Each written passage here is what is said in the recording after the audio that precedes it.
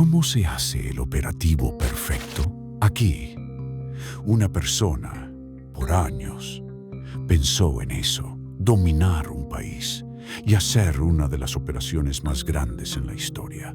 20.000 soldados armados hasta los dientes, más de 200 vehículos blindados, se alinean como piezas de ajedrez. 6 helicópteros, 50 drones tácticos, escaneando cada rostro, cada sombra. Más de 60.000 objetivos identificados. Millones de dólares en tecnología de guerra desplegada en un solo movimiento. 6.3 millones de personas lo vieron.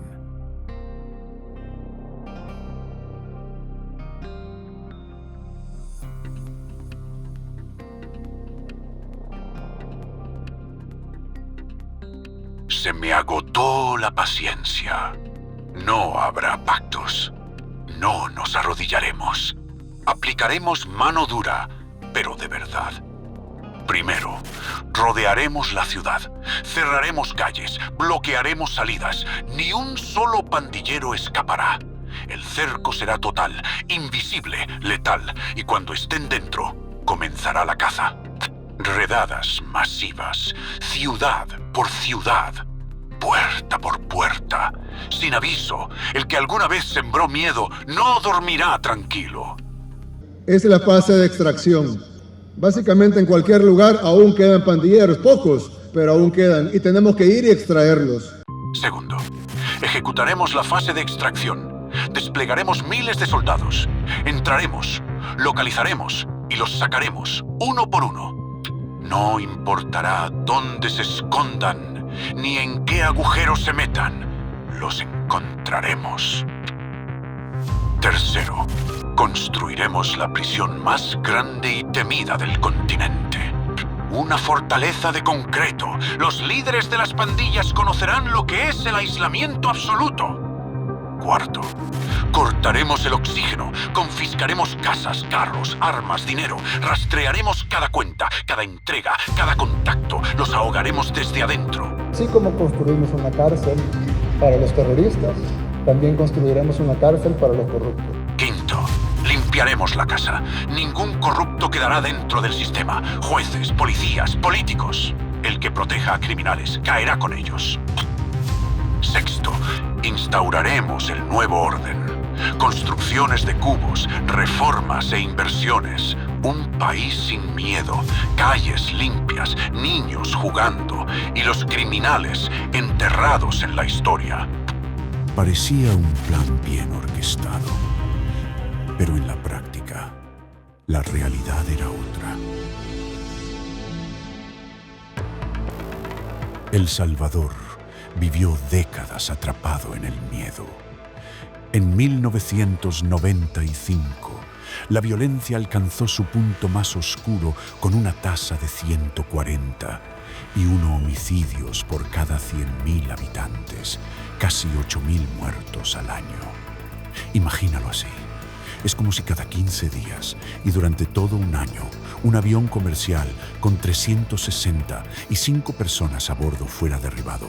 Una y otra vez, sin sobrevivientes, sin explicación, solo cuerpos, silencio y rutina.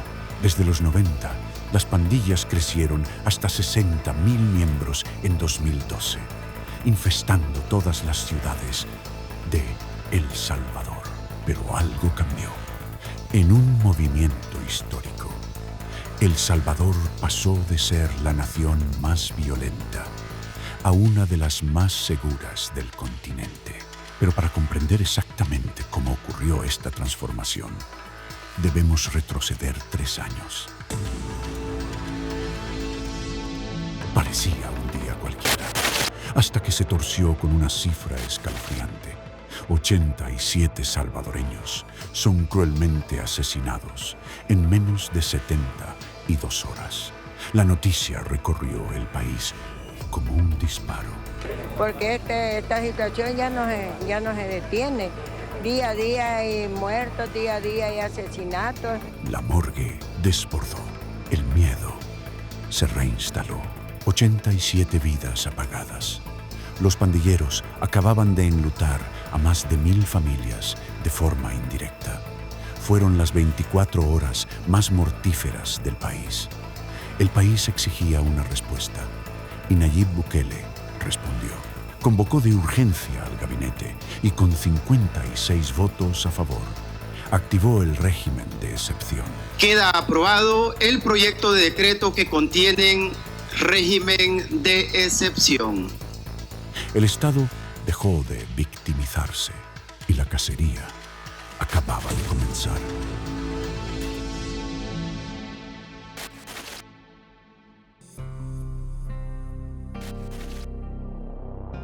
Con el derecho a la defensa suspendido, las comunicaciones intervenidas, sin audiencias, sin abogados, y la privacidad muerta, el miedo, por primera vez, cambiaba de bando.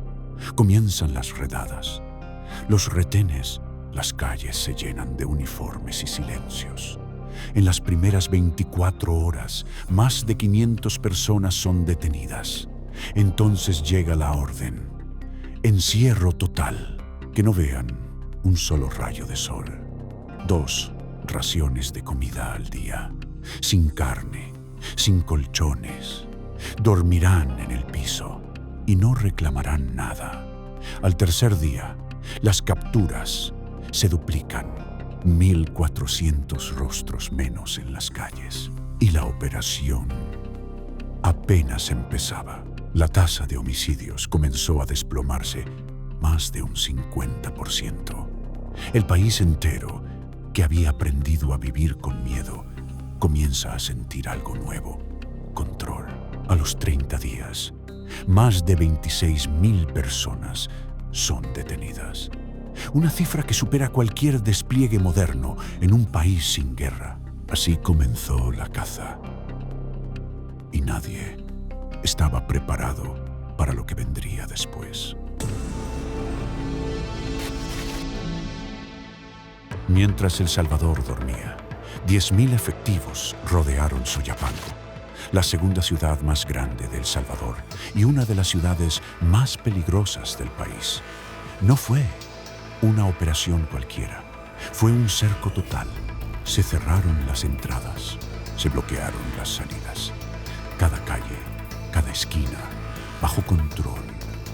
En las primeras 72 horas, 185 pandilleros fueron arrestados. En 2 semanas, más de 1.300. Y era solo el comienzo. El presidente lo había dicho claro días antes. Vamos a entrar y los vamos a sacar, uno por uno. Y así fue. La guerra contra las pandillas ya no solo se libraba con detenciones, comenzaba una nueva fase: borrar el miedo, literalmente, de las paredes. El presidente Nayib Bukele dio la orden de eliminar toda marca territorial de las pandillas. Cuadrillas de reclusos, sin vínculos con pandillas, fueron desplegados en comunidades marcadas por décadas de violencia, con brochas en mano, rodillos y pintura blanca. Comenzaron a cubrir las frases simbólicas del terror que marcaban muros, barrios y límites invisibles. Pero no se detuvieron ahí. Tumbas y sepulturas que glorificaban a las pandillas también fueron derribadas. Bukele lo comparó con la Alemania de posguerra, donde la simbología nazi fue erradicada para siempre. En paralelo, el Congreso reformó el Código Penal. Cualquier persona que pintara o portara símbolos de pandillas se enfrentaría hasta a 45 años de prisión. No era solo pintura, era ley, sin señales de territorio marcado, sin códigos pintados en las esquinas.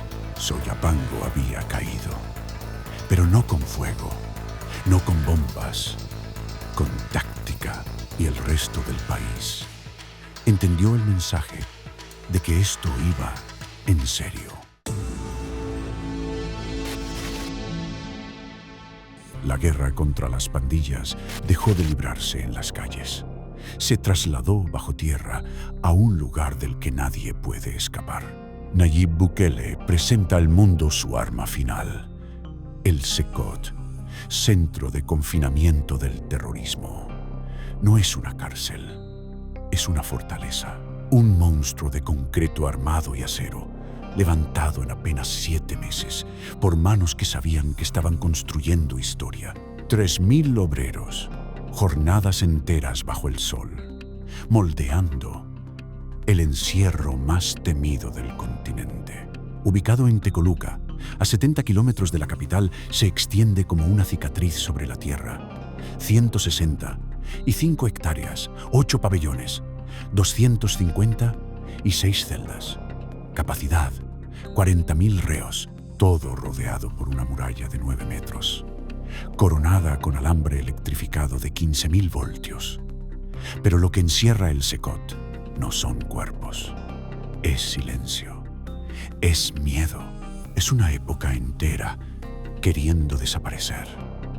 Adentro, el mundo no tiene nombre, no hay colchones, no hay visitas, no hay audiencias ni abogados, solo una letrina por celda, agua en tambor y silencio, un silencio denso, aplastante, un castigo que no se grita, que se respira. Las luces no se apagan, las cámaras no parpadean. Los rostros tatuados que alguna vez dictaban órdenes, ahora bajan la mirada. 7 anillos de seguridad, torres de vigilancia, escáneres, bloqueadores, una planta eléctrica propia, tecnología diseñada no para vigilar, sino para extinguir todo margen de escape. Costó $115 millones, pero no fue un gasto, fue un mensaje claro. La era de las pandillas terminó y quienes sembraron el terror hoy lo cargan sobre sus hombros.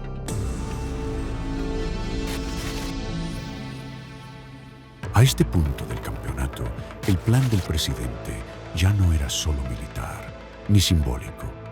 Ahora se trataba de asfixiar económicamente a las pandillas. El Estado desmanteló casi $2 millones en dinero negro. Incautó 2.700 armas, 3.600 vehículos y miles de celulares. El golpe fue directo. Quitarles no solo los cuerpos, sino también su capacidad de operar. Se detuvo a más de 73.000 personas, entre ellas 1.600 menores. Se mantiene en curso la búsqueda de otros miles que aún quedan libres. El asedio nunca cesa.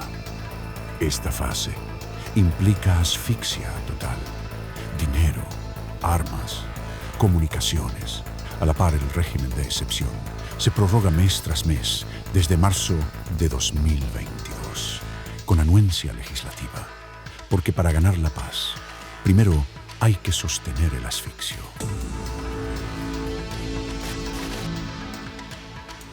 Nayib Bukele dejó claro que su cruzada no era solo contra las pandillas, era también contra los corruptos. Así como construimos una cárcel para los terroristas, también construiremos una cárcel para los corruptos.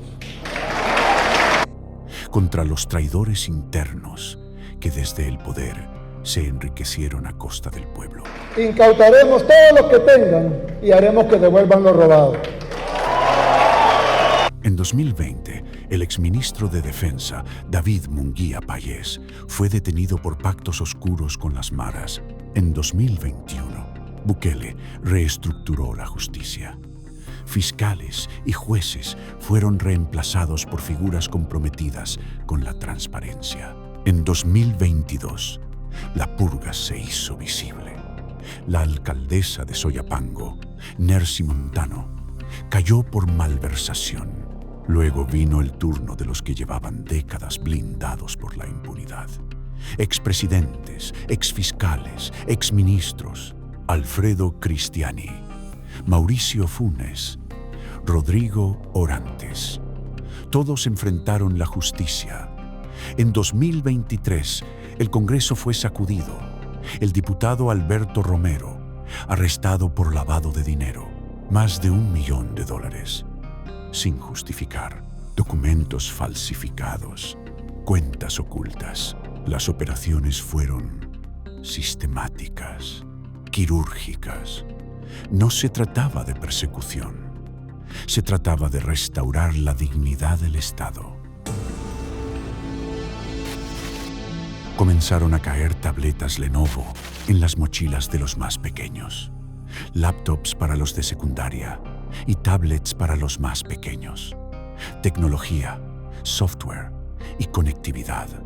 El país se digitalizaba en tiempo real. Luego, en septiembre de 2023, se activó la fase integración. $30 millones para becas universitarias, pasantías a mayores y los renovados cubos. Un año después, en abril de 2024, Google aterrizó oficialmente en San Salvador. Oficinas, centro de datos, nube local. En octubre, 2.000 estudiantes recibieron becas universitarias. Adultos mayores encontraron trabajo con dignidad en pasantías remuneradas. Y mientras tanto, en 2024, las cifras de violencia tocaron fondo. 114 homicidios. Un dato histórico. El país reiniciaba con nueva respiración. La guerra había terminado y comenzaba la reconstrucción. Una orden, un decreto, un país entero entrando en estado de excepción. Una de las operaciones más grandes en la historia. 20.